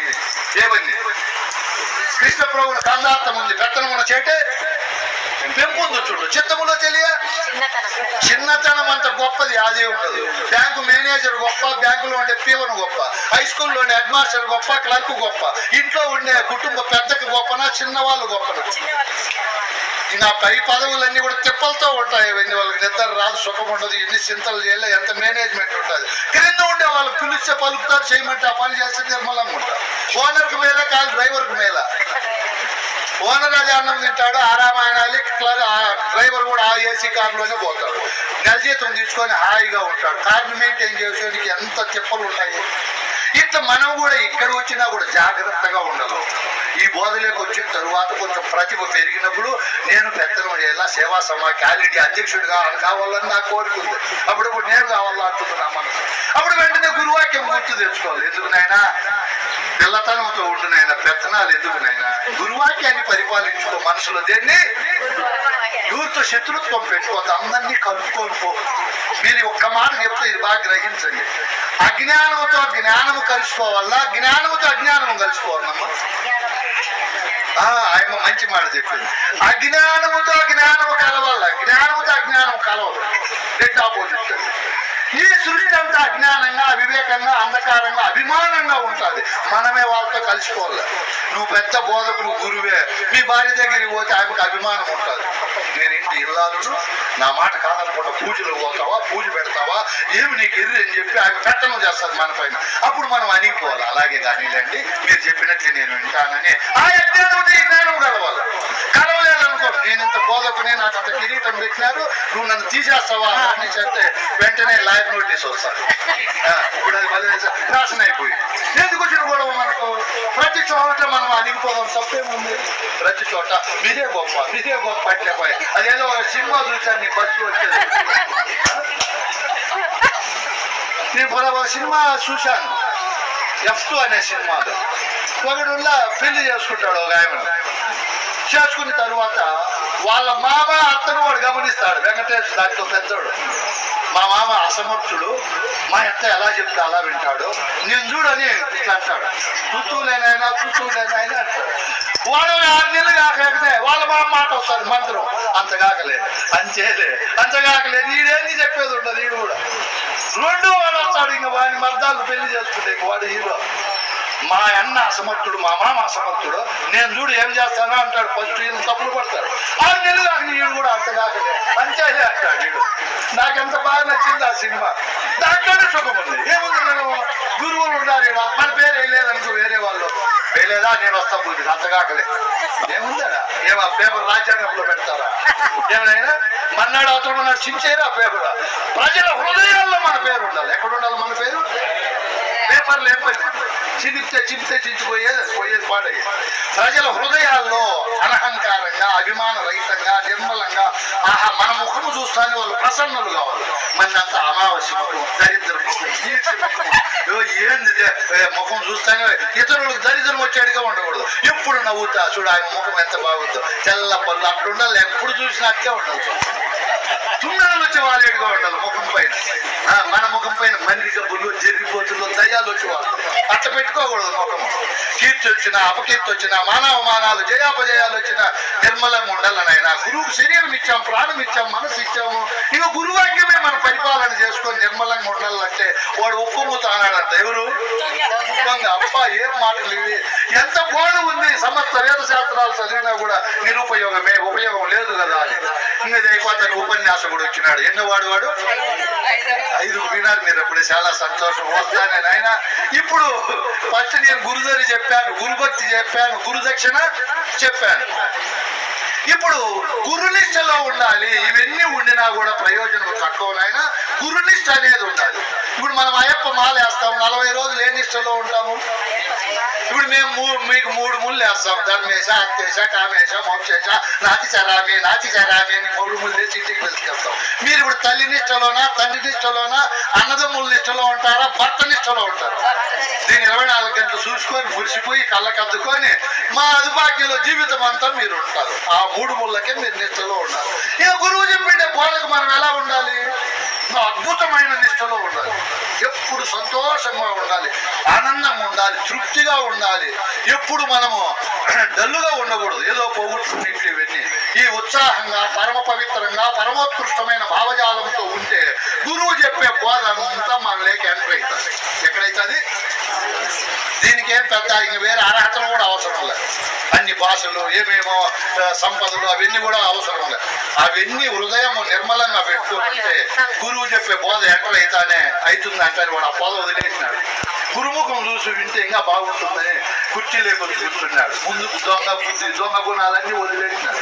చూడు బోధ పవర్ ఎట్లుందో, గురుధర్మాల పవర్ ఎట్లుందో చూడండి. ఇంకా ఆరవ అతను వచ్చి ఏం చెప్తాడు అంటానే ఇప్పుడు గురువు గుణాలు చెప్తున్నాడు. గురుధర్మాలు ముందు శిష్య ధర్మాలు మనం పాటించాలి. గురు ధరిలోనే ఉండాలి, గురుభక్తి చేయాలి, గురునిష్ఠ ఉండాలి, గురువుకు తనుమనదనములు దారిపోసి గురువాక్య పరిపాలన దక్షత మనకు ఉన్నప్పుడు ఇప్పుడు గురువు అవతారం ఎత్తుతాడు మన కోసం. ఊరికేనే ఎత్తాడు. క్షేత్రం బాగుంటే ఇప్పుడు ఈడ పచ్చి పంట పెట్టాలి, బ్రహ్మాండంగా పండుతుంది. ఒక్క గడ్డి కూడా లేకుండా చూడు ఎంత నీట్ గా చేశాడు. మనం గురువు దగ్గరికి వచ్చి గడ్డి చెత్త అంతా మనసులో పెట్టుకోండి. గురువు పంట పండించలేడు. గురుబోధ అనే పంట ఎట్టి పరిస్థితుల్లో పండదు. గురుబోధ అనే పంట బాగా అద్భుతంగా పండాలి అంటే మన హృదయాంతరాల్లో మాలిన్యమైన మొక్కలను తీసేసుకోవాలి. అవి మాటి మాటికి మొలుస్తాయి. నేను అడిగాను పొద్దున కూర్చున్నాడు, స్వామి పత్తి పంట పెట్టారు, మీరు ఎన్నిసార్లు దానివల్ల గడ్డి దివల్లా అని అడిగాను. 4-5 సార్లు దివల్లా అని చెప్పాడు రాజిరెడ్డి స్వామి. ఎన్నిసార్లు? దానికి 4-5 సార్లు గడ్డి తీస్తేనే పంట పండేది. మనలో అయితే నిమిషానికి గడ్డి తీసేసుకోవాలి. అట్లా మొలుస్తుంది గడ్డి. నిత్యోద్బుద్ధ సహస్ర కమలే లుప్తాక్షరే మంటపే అన్నాడు. ఇక్కడ పంట పెట్టిన అవసరం లే. మనం ముందు పంటలన్నీ గుర్తుకు వస్తానే ఉంటాయి. ముందు ఉంటాయి చూడు జరిగిపోయినవి అవన్నీ వస్తాయి. ఏ తిండి తింటే ఆ చేపు అన్ని ఆ చేపులే వస్తాయి. కాబట్టి ఇప్పుడు జాగ్రత్తగా ఉంటూ ఇళ్ళ నుంచి ప్రపంచ విషయాలు లేకపోకూడదు. మనం సాంఘిక రాజకీయ ఆర్థిక విషయాలు లేక వ్యక్తిగత కుల సంబంధమైన విషయాలు లేకపోకుండా ముఖ్యంగా మీరు ప్రార్థన చేసి నేను చెప్పడమేమనగా చెల్లు ప్రపంచంలో పోతాడు దైవం. చెల్లకు ఎక్కువ పోతే దీంట్లో వైబ్రేషన్ నాడులో దెబ్బతినేంత పవర్ ఉంది దీంట్లో. మన 72,000 నాళ్ళు 3 కోట్ల పైన ధాతువులు దెబ్బతింటాయి శరీరంతో. ఇది పక్కన పెట్టేసి దేనికే పోవాలి మనం? దీక్షితీయం లేకపోండి, కందార్థాలు లేకపోండి, గంధ పద్యాలు లేకపోండి. ఇప్పుడు మెమరీ కార్డు కూడా తెచ్చినాం మేము. అది తక్కువ రేటు కార్డు ఇస్తాం మీకు. అది సెల్లులో పెట్టుకొని ఆ మాటలు వినండి. 9 గంటలు బోధ వస్తారు. దాంట్లో ఎన్ని గంటలు? ఆ పంట పండించే కొద్దీ ఆ మొక్కలు పెరగనే పెరగవు. రాసు మొక్కలు పనికిరాని మొక్కలు. వీడు అద్భుతంగా వింటున్నాడు. అవును కదా, ఎన్నాళ్ళు నీ పాడు మొక్కలే పండించిన ఆ క్షేత్రంలో. ఏ క్షేత్రంలో? నేను కర్ణాటక పోయింది. బోధ చెప్తా అంటే ఒక హరికథ పెట్టారు. హరిదాస్ చెప్తున్నాడు ఒక మాట. కర్ణాటక రాష్ట్రంలో పండేది రాగుల పంట. ఆ పంటను పండించలేక రైతులకు చేతులు మంట, ఇసరు లేక ఈ ఆడవారికి చేతులు మంట. ఇట్లా చెప్తున్నాడు. పిల్లలతో మింగలేక గొంతులు మంట. నవ్వి పెడతాను. బ్రహ్మస్వామి కూడా కొంచెంసేపు మైకి ఇవ్వండి. నాకు మైకి ఇచ్చింది. నేను ఒక పాట పాడితే ఈ దేహం అనే క్షేత్రంలో పండేది మలముల పంట. ఏం పంట? ఈ క్షేత్రంలో మనం అంత సదృశోపేతమైన భోజనం తింటాం. మంచి క్వాలిటీ బాగా ఫ్రెష్ గా ఉండేది. మొత్తం సేద్యం చేయడం వల్ల ఏమైపోతుంది? అది 4 గంటలకు 5 గంటలకు ఆ పేడ దమ్మిడికి పనికిరాదు. చూడండి, ఆవుల పేడ అన్నా అలుక్కుంటాం మనం. ఈ మనిషి పేడ ఏమిడికి పనికిరాదు. అంత ఖరీదు. ఇంక పోయి ఆ ఆవుల్లో పశువుల్లో పక్షుల్లో ఉండే నేననే అహంకారంలో పండే పంట తృప్తి పంట. వాటికి వేటికి? పశువులకు పక్షులకు క్రిమికీటకాలకు నేననే తెలివిలో ఈ కులము మతము నేననే అహంకారము ధనము దాన్ని మీ పంటలు పండుతాయా? తృప్తిగా తింటాయి, నిర్మలంగా ఉంటాయి. వాటికి హాస్పిటల్ ఉన్నాయా? బీపీ షుగర్ మాత్రలు ఏమి పాపం నిర్మలంగా ఉన్నాయి. ఈ మనిషికి నేననే అహంకారములో పండే పంట ఈర్ష్యల పంట. ఏం పంట? దంబాల పంట. అమ్మా నేను యారు నువ్వు అంత గొప్ప, ఏమిట్లో గొప్ప? మేము కూడా గర్వపడకూడదు. ఏమిట్లో గొప్ప? మేము ఎవరో చెప్పిండే బోధలు విని మీకు వచ్చి అట్లా చెప్పుకుంటాను. అంతేగాని స్వతంత్రం ఉందా? మా తెలివి ఏమిటికి పనికి వస్తుంది? ఈ మాటలు చెప్పాలి కూడా. హరిదాసు కూడా గురిబిడ్డ అయిపోయి బలి బాబు స్వామి నీ బోధ ఇది. అవును, ఈ నేననే దాంట్లో ఇన్ని పంటలు పండుతాయి. ఆ పంటలు పండకుండా చేయాలి అంటే ఇప్పుడు గురువు అవతారం ఎత్తుతాడు మన కోసం. విద్యా స్వరూపుడైతాడు. ఏమైతాడు? మంగళ స్వరూపుడైతాడు. అధిష్టాన స్వరూపుడై సాక్షాత్ పరమాత్మగా మారి ఇప్పుడు గురువు మన పైన దయ చూపుతాడు. ఏం దయ? గురుదయ. గురుదయకు ఎవరైతే పాత్రలు అవుతారో అప్పుడు గురువు గారు మనకు 3 దీక్షలు ఇస్తారు. ఎన్ని దీక్షలు? దృగ్దీక్ష, స్పర్శ దీక్ష, వాగ్దీక్షలు ఇస్తాడు. అవేమిటో కొత్త దీక్షలు అనుకుంటాడు ఎవరు? దొంగ. దృగ్దీక్ష. ఇప్పుడు మీరే బాగా ఆలోచన చేయండి. నా కన్ను 1 ఇంచు కూడా, నాకంటే చిన్న కన్నులు ఉంటాయి. మీకు కొంతమంది పెద్ద పెద్ద కన్నులు ఉంటాయి. ఏ కన్నులైనా చూసేవాడు ఒకడు ఉంటాడు, పౌరైనడు. ఆ కన్నులో ఉండి చూసేవాడు గొప్ప, చూడబడే ప్రపంచం గొప్పదే. మీరే చెప్పండి. వివేకానందుడు రామకృష్ణ పరమహంస దగ్గర విని దేవుని చూడాలా అన్నాడు. ఆయన కూర్చోరా, ఏం దేవుడితో అంత నీకు అర్జెంట్ అవసరము, చూస్తే చిన్నపిల్లవాడిగా ఉంటావు, నీకు అష్టాంగ యోగాలు అష్టసిద్ధులు నేర్పిస్తా పో అన్నాడు. దానివల్ల ఏం లాభము అన్నాడు ఈ పిల్లవాడు. ఏమిరా లాభం అన్నాడు.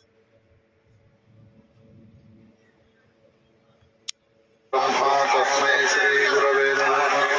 అక్షరాక్షరోపాధిరహిత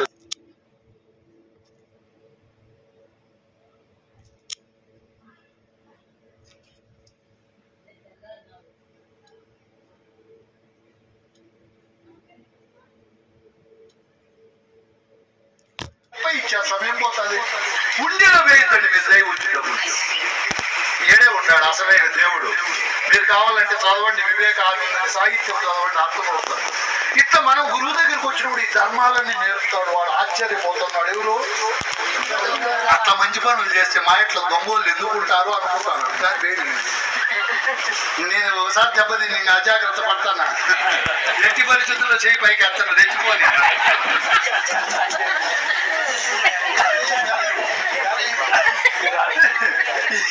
ఈ విధంగా గురువు తృప్తి. ఇప్పుడు మీరు ఇది బాగా పాయింట్ పట్టుకోవాల్సిందేది. చూసే అతనే దేవుడు, చూడబడే స్థానంలో దేవుడు ఉంటాడు.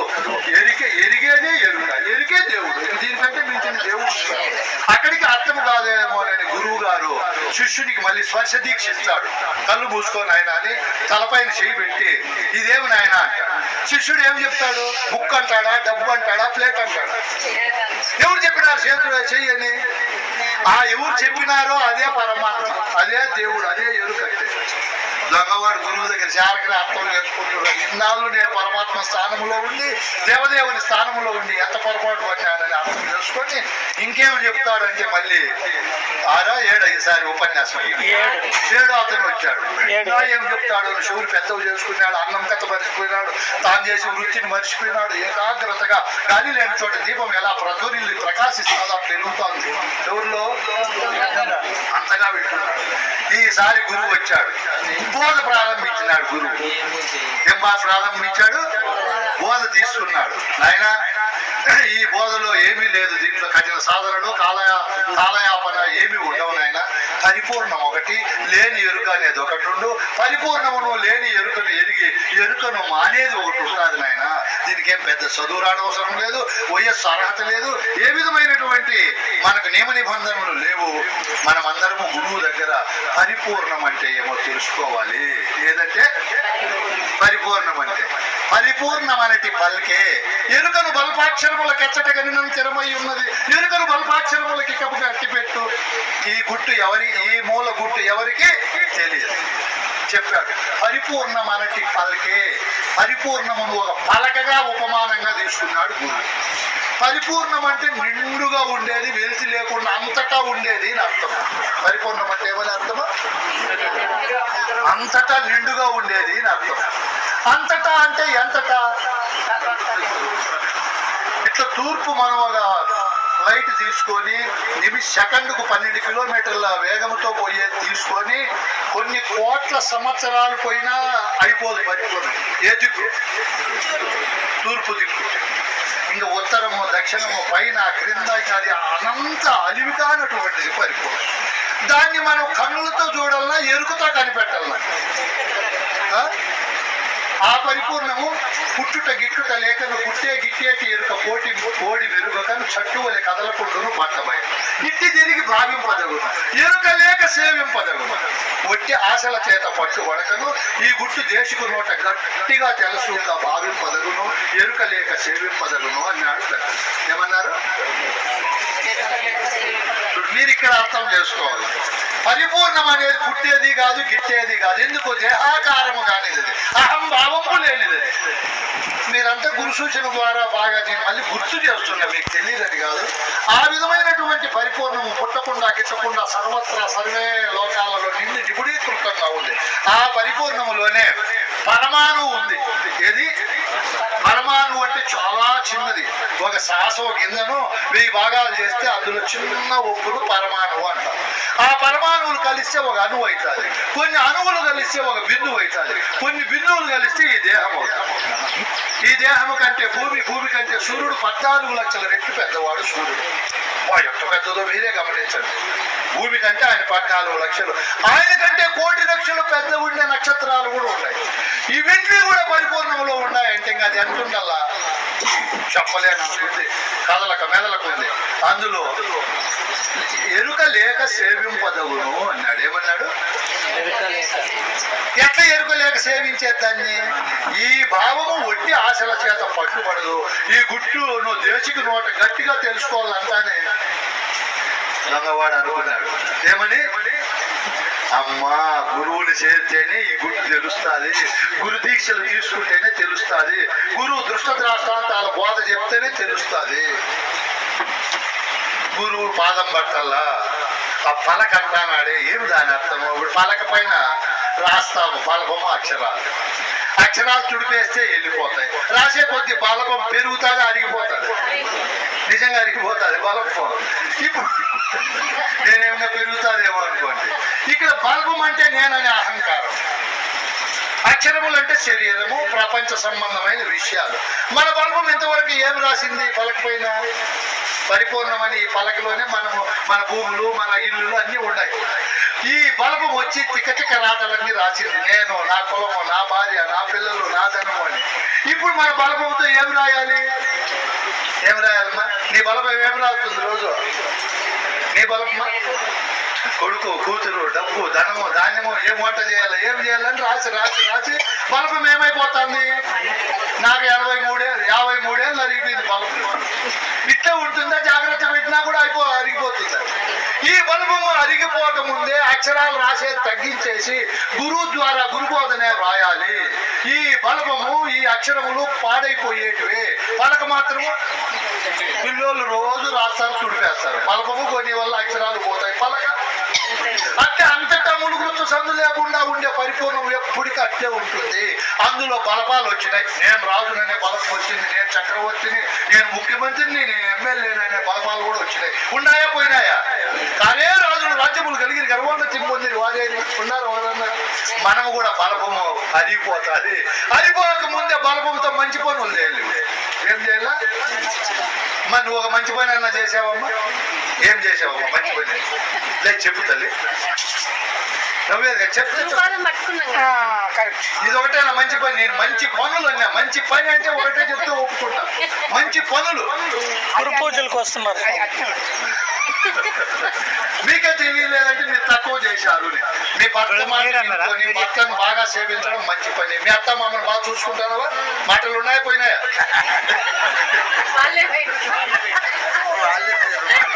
సుఖంగా పోయినారా? సంతోషంగా పోయినారా? బాధగా పోయినారా?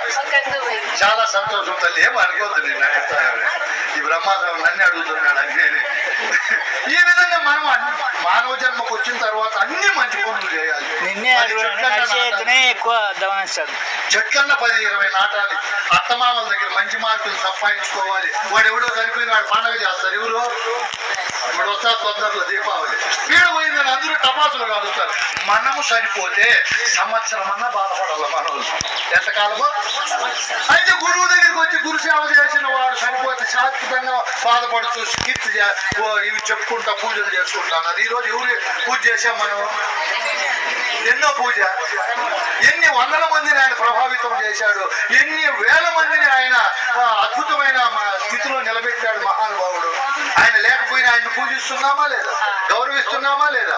అంటే అంత గొప్ప మంచి పనులు చేసి ఆ స్థానానికి ఆయన వచ్చాడు. మనం కూడా చాలా చాలా గొప్ప మంచి పనులు చేయాలి. ఏం చేయాలి? వాడు అనుకుంటున్నాడు, వాడు ఆ సభలో కూర్చొని ఎవరు ఎంత నీచమైన పనులు చేశాడు, ఇన్ని రోజుల నుంచి మంచి పనులు చేయాలని. ఈ పరిపూర్ణం అనేది శాశ్వతమైంది. ఎరుక అనే బలపాక్షరముల ఇక కట్టి పెట్టు అన్నాడు. ఏమన్నాడు? అక్షరములనే శరీరము ప్రపంచము అశాశ్వతమే కాల ప్రవాహంలో. దాన్ని రాసే బల్బం అనే ఎరుకు కూడా పోయేటివే. రెండు ఎత్తిపెట్టు అన్నాడు. ఈ మూల గుట్టు ఎవరికి తెలియదు ఈ ప్రపంచంలో. ఏ మూల గుట్టు? ఇప్పుడు నాకేం తగిలింది, రక్తం బయటికి రాకుండా ఈ పని చేస్తూ బోధ చెప్తున్నానా, దారి మళ్ళీ ఇచ్చినానా? మీరే చెప్పండి. దాని మళ్ళీ లేదు కదా బోధ కరెక్ట్ గా వస్తా ఉందా లేదా. మీరు కూడా ఇట్లా సంసారాన్ని పట్టుకోవాలి. ఇట్లే డబ్బు వేస్ట్ చేయకూడదు, సంసారం పైన శ్రద్ధ చేయకూడదు, అసమర్థత ఉండకూడదు. అందరి దగ్గర మంచి మార్కులు తెచ్చుకొని భర్త భార్య పిల్లలు సేవ చేస్తూ అనవసరమైన ఖర్చులు పెట్టకూడదు. దంభికానికి పోకూడదు. గురు బిడ్డలు నిరాలంబంగా నిర్వికారంగా మరియు నిరాడంబరంగా జీవనం చేస్తూ ఎప్పుడు మనం సంపదల్లోనే క్యాచ్ లో ఉండాలి. ఎట్లుండాలి మనం? వచ్చిన డబ్బు సాధ్యమైనంత వరకు పోగొట్టకూడదు. ఇట్లా పట్టుకోవాలి. డబ్బు లేకపోతే స్థితి కుదరదు. డబ్బు లేకపోతే దరిద్రునికి పరిపూర్ణ బోధ పట్టదు. అందుకే జాగ్రత్తగా సంసారం కూడా బాగా చేసుకుంటూ సంసారం పైన చెత్త వేయకుండా అత్తామామలను ఇరుగు పొరుగు వారిని గౌరవిస్తూ సంఘం శరణం గచ్చామన్నారు కాబట్టి వాడు విని ఆశ్చర్యపోతున్నాడు. దొంగవాడు అబ్బా ఏం బోధ, ఎటువంటి బోధ అని చెప్తూ ఇప్పుడు బలపమ అక్షరములు రెండు కట్టి పెట్టే బోధ మంది. మిగతా బోధలన్నీ అక్షరమైన శరీర ప్రపంచాన్ని కట్టి పెడతాయి. మాయ అంటాయి. శరీరం మాయ, ప్రపంచం మాయ, నీవే సత్యము శాశ్వతమని బోధ చెప్తాయి. కానీ పరిపూర్ణ బోధ ఏమని చెప్తాది? రే నాయనా, దాన్ని వదిలి ఇది, దీన్ని వదిలి అది ఉండలేదు. నేనెరుకల రెండింటిలో దాని ఇది, దీనిని అది సగసృజించు. బలపమ అక్షరాలు ఒకదాన్ని సృజించుకొని ఉంటాయి. దేహి దేహములు రెండు ఒకేసారి వచ్చాయి. ఉన్న నాళ్ళు అలాగే ఉంటాయి. పోతే రెండు పోతాయి నాయన. ఒకటి సత్యము ఎక్కువైంది కాదు, ఒకటి అసత్యం తక్కువైంది కాదని పరిపూర్ణ బోధ, నిష్పక్షపాతమైన బోధ, యథార్థమైన బోధ, వాస్తవమైన బోధ, ఎంత మేధావికైన అనుమానాన్ని సర్వనాశనము చేసే బోధ పరిపూర్ణ. ఇక్కడ సర్వనాశనం అవుతుంది. ఈ విధంగా దొంగవాడు విని రెండు అసత్యమేనా, సత్యమైంది పరిపూర్ణమే కదా, ఈ మూల గుట్టు ప్రపంచంలో ఎవరికి తెలియదు, గురుమూర్తి కరుణచే నేను ఎరిగి తెలిపితే ఈ బోధ. ఏ బోధ? పరిపూర్ణ బోధ. పరిపూర్ణమైన అంతటా ఉందో మన బోధ కూడా పరిపూర్ణ బోధ. దీంట్లో ఇంకా తెలుసుకోవాల్సిందేది పొందవలసింది ఏమీ ఉండదు. అన్ని మన వాళ్ళు ప్రతి పిన్ టు పిన్ చెప్పేశారు మనకి బోధలు. సాధనల గురించి చెప్పారు, భక్తి మార్గం గురించి చెప్పారు, యోగ మార్గం గురించి చెప్పారు, ధ్యాన మార్గం గురించి చెప్పారు. మళ్ళీ విచారణ రూపంలో ఈ పరిపూర్ణ బోధ శ్రవణానందంగా కూడా చెప్పారు.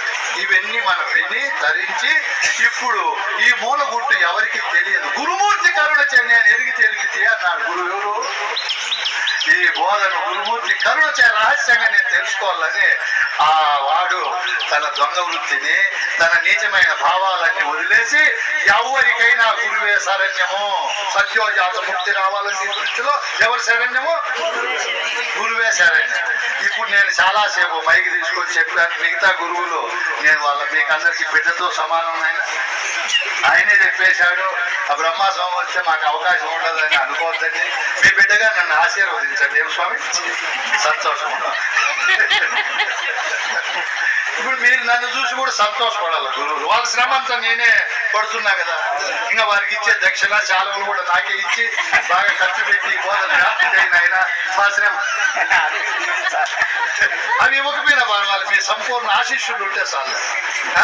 ఈ విధంగా శిష్యుడు ఆ దొంగవాడు పౌర్ణమి ఎప్పుడెప్పుడు వస్తుందా ఏమి, అంతవరకు ఈ జీవితం ఏం గ్యారెంటీ? పౌర్ణమి రోజు వస్తా నేను గురువు యొక్క కృపని పొందాలి, గురుమూర్తి కరుణ పొందాలి. ఏ కరుణ? మీకు అర్థమైతా ఉంటుంది. ఇప్పుడు ఈ సృష్టిలో గురుమూర్తి కరుణ పొందే అంత సులభం ఏది ఉండదు. దీనికి అట్టి పండ్లు తీసుకురాని అవసరంలా, పూలు తీసుకురాని అవసరంలా, బాణాలు పట్టే పని లేదు, యాటలు కొట్టే పని లేదు. నీట్గా తయారై మీరు కుంకుమ పెట్టుకొని బాగా పూలు పెట్టుకొని మంచి డ్రెస్ చేసుకొని వచ్చాడు కూర్చుంటే మంది దేవతా సభ. ఇది దయాల సభ కాదు. ఏం సభ ఇది? ఈ సభలో మిమ్మల్ని అందరినీ చూస్తే నాకెంత ఉత్సాహము, ఆనందము, లోపల ఇంకా బోధ చెప్పు చెప్పు చెప్పు అని వస్తానే. కందార్థంలో భద్రాది రామచంద్రం అయితే వయసైన గురువులు ఉంటారు, వాళ్ళకి బోధ ఎట్లా ఎట్లా అని ఇంకో బోధ కాదు. ఇదేంటనైనా ప్రసాదం ఎట్లా బ్రహ్మ అంతా నువ్వు ఇట్లా చేయొద్దు, మా పెద్దల ఆరోగ్యం కూడా చూసుకోవాలని ఒకవైపున వస్తాను తోడుకొని. ఇప్పుడు ఏది చేయం పొందాల మనలో? రెండవదే రావాలి. ఏది? శతకర్మానం సమయానుకూలం భూక్తమాచరే. 10 పనులున్నా పొద్దున్నే లేస్తానే మనం అన్నం తినాలి సమయానికి. శతకర్మానం సమయానుకూలం కర్మమాచరే. 100 పనులున్నా మనం చేసే పనులు, నా దగ్గర బ్యాంక్ బ్యాలెన్స్ ఉంది, బంగారు ఉంది, అది ఉంది, ఇది ఉంది, నేను చేస్తున్నా అనుకోకూడదు. మీ కోడాలు వచ్చినారు అనుకో మీ ఇంటికి, గురుధర్మాలంటే ఇవే. కోడాలు వస్తానే మీ బిడ్డ కంటే వేరింట్లు చూడాలి. ఎవరిని? కోడాలు. మీరే కాపీ చేసేవాళ్ళు. మంచి పట్టుబట్టలు మంచి నగలు ధరించి అతనికి కోడాలు కాపీ ఇస్తానే ఆశ్చర్యపోతాడు. మా ఎత్త నా కోడాలు ఇచ్చి ఆ కాపీ ఇచ్చిందంటే మా ఎత్త ముందు నేనెంత అని అహంకారము గర్వము తగ్గిపోతాడు. ఎంత తగ్గిపోతుంది? ₹10 తగ్గిపోతుంది. కోడాలకు వచ్చిన 3వ రోజే బీగాలు ఇచ్చేయాలి, ఇనపెట్టి బీగాలు, బండ రూమ్ బీగాలు. అమ్మ నువ్వే ఇంకా పెట్టను రాదు, మొత్తం గర్వం రా బండపాలు అయిపోయి తల్లి కంటే ఎక్కువ చూసుకుంటుంది. మీలో మార్పు వచ్చి మీలో శాంతము కరుణ దయ ప్రేమ వస్తే మీరు పిల్లలు అవసరం లేదు. ఎవరు అయ్యారు బోధ చెప్పే గురువులు? వీళ్ళల్లో ఇంత మార్పు ఉందంటే బోధ ఎంత గొప్పదని వాళ్ళే వస్తారు మన దగ్గరికి. 30 ఏళ్ళు అయిపోయా, 40 ఏళ్ళు అయిపోయా, కూతురు వస్తానే ఒక ప్రేమ, కోడాల పైన ఒక ప్రేమ చూస్తే ఎవరు అయ్యారు బోధ చెప్పిండే దరిద్రుడు అంటారు. ఎవరు? కోడాలు తెచ్చుకుంటాను ఆ బోధ వద్దు, ఆ రామాయణం వద్దని గురువులు పొరపాటున మీ ఇళ్ళకి వచ్చిన గ్లాసుల కింద దెబ్బ పడిపోతాయి. నేను మార్పే లేదు అట్టలో, మా బట్టలో మార్పు లేదు. ఏం చెప్పినాడు ఆ గురువు? ఆ గురువు ఇంటికల్లో వచ్చే దరిద్రం అనుకుంటుంది. అట్లా కాకుండా మనలో అద్భుతమైన మార్పు రావాలి. వచ్చిందమ్మా మీలో? వచ్చింది కదా. నాకు వచ్చిందో లేదు కూడా చెప్పలేదు. ఏం మీకమ్మా వచ్చింది అనాలి. ఏమన్నా వచ్చేసింది మార్పు అనాలి. ప్రేమ ఉండాల, కరుణ ఉండాల, జాలి ఉండాల. ఎప్పుడు పని చేస్తేనే శరీరం బాగుంటుంది. మీరు వచ్చి చూడండి మా ఆశ్రమంలో కూర్చోండి. పొద్దున్నే నేను 4:30కి లేచినప్పటి నుంచి రాత్రి 10 వరకు పని చేస్తాను. వదన్నా చెప్తా, చెట్లకి నీళ్ళన్నా పడతా, పరగ తీసుకొని పశువులు నవ్వుతా, వంట నేనే చేసుకుంటా, పాత్రలు అడుగుతా. మా ఇంటికి ఎవరన్నా నాని ఖాళీగా పంపను. వాళ్ళే వద్దు స్వామి నువ్వు చేయలేవు స్వామి అన్నా కూడా వదలని. గంజో కాఫీనో అన్నమో ఏదో ఒకటి అతిథి దేవోభవ అన్నాడు మా గురువు ధర్మం. కాబట్టి ఇన్ని కోణాలలో మనం ధర్మాలన్నీ నేర్చుకుంటే జయము జయమా మనకు అపజయమా? మనందరికీ అన్ని రంగాల్లో జయము కలగాలని బోధలో కూడా మనం ఈ పరిపూర్ణ బోధ స్థితిని పొంది ఎప్పుడు స్థితిని తప్పించుకోకుండా ఉండాలని కోరుకుంటూ ఈ అవకాశం ఇచ్చిన పెద్దలకు మరి ఒకసారి నమస్కరిస్తూ, ఇంకేం స్వామి మీరు సర్వాధ్యక్షులు ఏమన్నా మాట్లాడతారు? ఆయన వచ్చి శుద్ధ శక్తిద్వయరహిత శుద్ధ నిర్గుణ తత్వ బోధక శ్రీ శ్రీ శ్రీ పూర్ణానంద బ్రహ్మానంద రెడ్డి స్వామికి జై. సద్గురు మహారాజ్కు జై.